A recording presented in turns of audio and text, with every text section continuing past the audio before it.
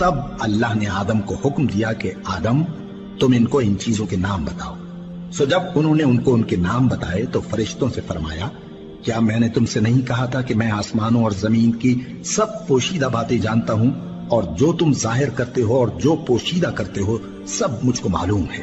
और जब हमने फरिश्तों को हुक्म दिया कि आदम के आगे सजदा करो तो वो सब सजदे में गिर पड़े, मगर शैतान ने इनकार किया और गुरूर में आकर काफिर बन गया। और हमने कहा कि ऐ आदम, तुम और तुम्हारी बीवी बहिश्त में रहो और जहां से चाहो बेरोक टोक खाओ पियो, लेकिन इस दरख्त के पास न जाना, नहीं तो जालिमों में हो जाओगे। फिर शैतान ने दोनों को उस दरख्त के बारे में फिसला दिया और जिस ऐशो निशात में थे उससे उनको निकलवा दिया। तब हमने हुक्म दिया कि बहिश्त बरी से चले जाओ, तुम एक दूसरे के दुश्मन हो, और तुम्हारे लिए जमीन में एक वक्त तक ठिकाना और माश मुकर्रर कर दिया गया है। फिर आदम ने अपने परवरदिगार से कुछ कलिमात सीखे और मुआफी मांगी तो उसने उनका कसूर मुआफ कर दिया।